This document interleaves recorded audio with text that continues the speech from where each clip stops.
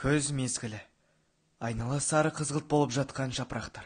Таң атысымен ескен жел мен қара суықта. Қолына сыпырғы алып, аула сыпырып жүрген жасы 67-ні тәмамдап қалған қарт ана. Қолдары күс-күс боп, ерні кезерген.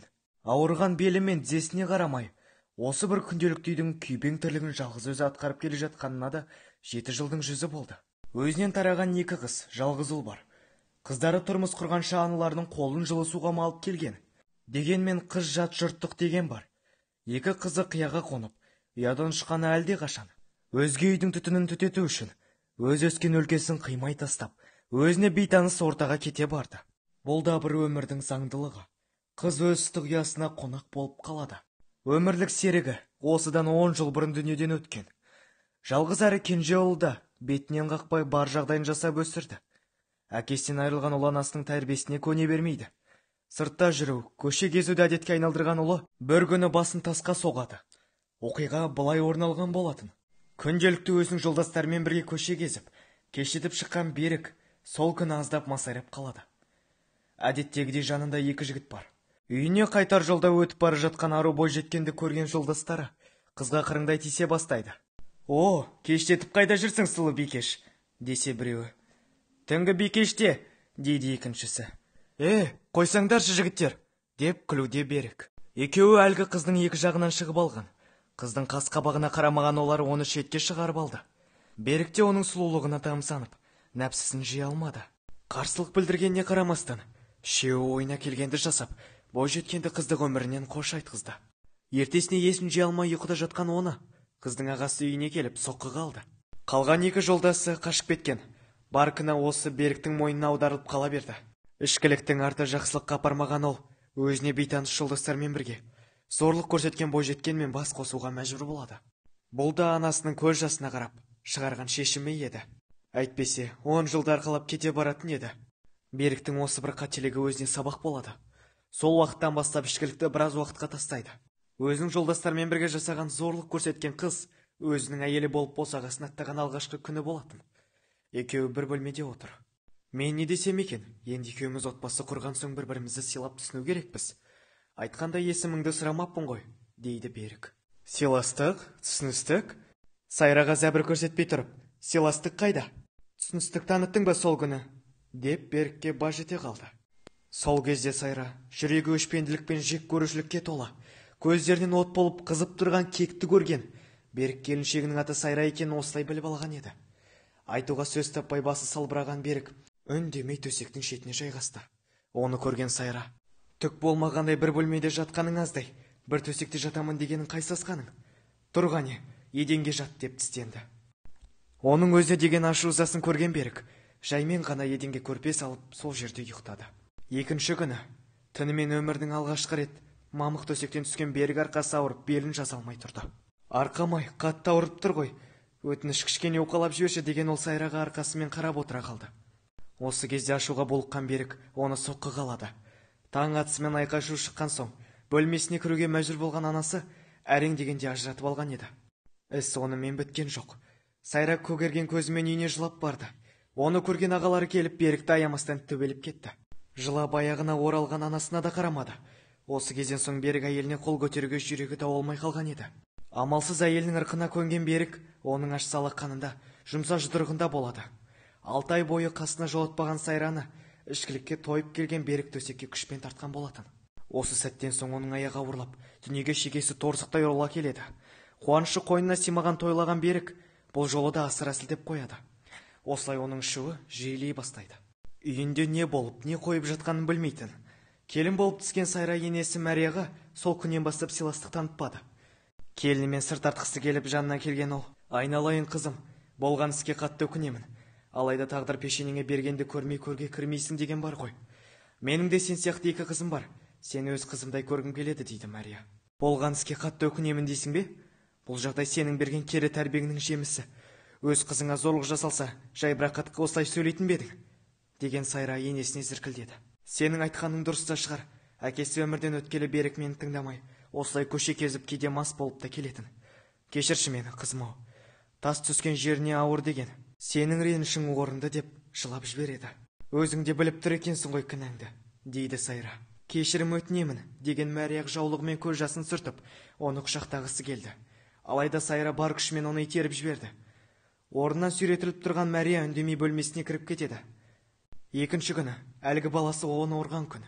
Сайраның ағалары келіп, ұлың оңдырмай тебуде. Ұлының құтқарыңыз дегісі келіп, қолын созғанын көрген Мария Сайраға: «Айналайын, Сайра, ұлымды өлтіретін болдың-ау. Құлың болайын, қызыма, тоқтатшы бұл сұмдықты», деп, оның аяғына жылаған күйде жығылады. Әрине, алғашында тоқтатпақшы болып, араша түсіп ағаларына барған.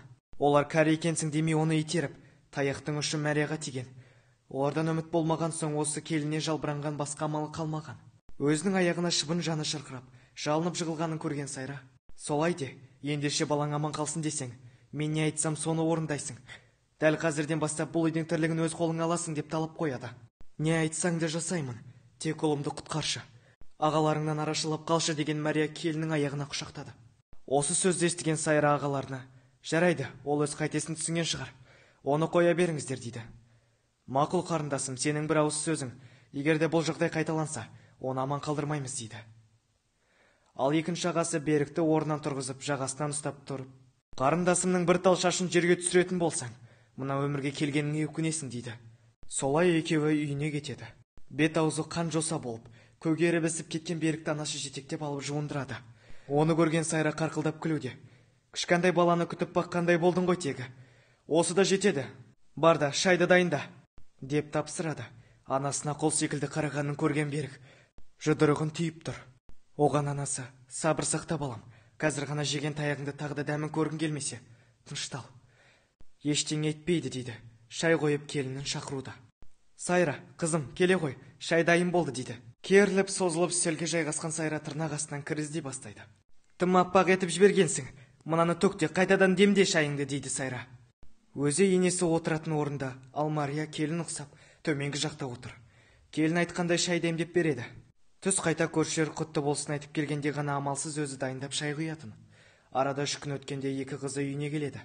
Аналардың белін ұстап алып, бөлмелерді сыпырып жатқанын үстінен түскен біреуі жүгіріп келіп, қолындағы сыпырғыны жерге тастап анасын құшақтады. Екіншісі ашумен үйге кіріп: «Бұл үйдің келіні қайда?» деп айқайлады. Бұл уақытта Сайра жайбарақат пісте шағып, кино тамашалап отырған еді. Басында орамалы да жоқ. Сайраны көрген ұлдана: «О, отырысы жайлы ғой мына қатының», деді. «Сен кімсің өзі? Даурықпай шығып кет үйден», деді Сайра. «Менің төркінімнен қуатын сен кім едің?» деді ұлдана. Түсінікті, үйнешкамның сүйікті қыздары болдыңдар ғой демек», деп қарқылдап күледі Сайра. «Кел, көрсетейін саған мен», деп оны шетке тақап алған ұлдананы Мария тоқтатып қалды. «Анашым, жіберіңіз, ол сазайын тартсын», деп жатыр ұлдана. Екі қызын бөлмелеріне алып кірген Мария болған жайды толық баяндап береді. «Сендер мені сыйласаңдар үндемей келіп кетіп жүріңдер», деп сөзін аяқтайды Мария. Аналар айтқандықтан ғана әрең шыдайды ұлдана. Уақыт осылай жылжып өте береді. Келін түсіп, қол ұзарды ма деген Мария осылай үйінің отынан кіріп, күлінен шығады. Бала туған соң басылады деп үміттенген болатын. Әттең, ешқандай өзгеріс болмаған соң, баласына да қарағысы келмеген Сайраны көріп, немересінде өзі жуындырып, бесігіне бөлеп жүреді. Ал Берік ішімдіктің соңында жүр. Кейде үйіне қонса, кейде қонбайтын. Өзі жуындырып қойдын алып жатқан немересі де міне бүгін 7 жасқа толып, оған үй жұмысына көмектесіп қояды. Бүгінде мектептен қайтқан Серік әжесінің аула сыпырып жүргенін көріп, өзі тез киімін ауыстырып әжесіне көмектеседі. Немересі Серіктің осындай ақылды болғанын көрген Мария көзіне келген жасты ақ жаулығымен жауып, немересіне көрсеткісі келмеді. Берік үйге келіп қалды. Азырақ сілтіп алған. Анасы екеулеп бірге ауланы сыпырғанын көрген ол, қоразданып ұйқыда жатқан Сайраны теуіп оятты. «Сен қатын неге жатсың?» деді Берік. «Ей, сен не, тағы да таяқ жегің келген екен ғой?» деген ол ағаларына қоңырау шалды. Бұл уақытта олар үйленіп кеткен. «Сайра, енді сенің сол үйге сіңіп кетуің үшін байыңның тілін алып үйрен», деп жауап берді жеңгесі. Екінші ағасы да «Басты қатырма, сенсіз жағдайым оңып тұрған жоқ», деп тұтқаны қоя салды. Сайра не істерін білмей қалды. «Иә, не болды?» деген Берік оның шашынан жұлып, сүйреп далаға алып шықты да итеріп жіберді. Жерге екі аунап құлаған Сайра енесінің аяғына жығылды. «Құтқар мені», деп жылады. «Берік, балам, қоя ғой», деді Мария. Берік Сайраны тұрғызып қолына сыпырғысын ұстатты да: «Өзің сыпыр», деді. Сайра қорқып дірілдеп жүріп сыпырып шықты. Ал баласы болса: «Әке, сіздің бұл ісіңіз дұрыс емес. Егер ішкілікке салынбағанда бұл жағдай орын алмас еді», деді. «Дұрыс айтады. Балам, жасың болса 40-қа жетті. Балаңа, отбасыңа ие бол», деді анасы. Баласының айтқан сөзі сүйегінен өткен Берік осыдан кейін ішкілікті тоқтатты. Сайрай өз жұмысының қолын алды. Берік ішіп жүріп анасының құл қылған әйелін көрмей келгеніне қатты өкінді. Өзіне жұмыс тауып, отбасына еге бола білді.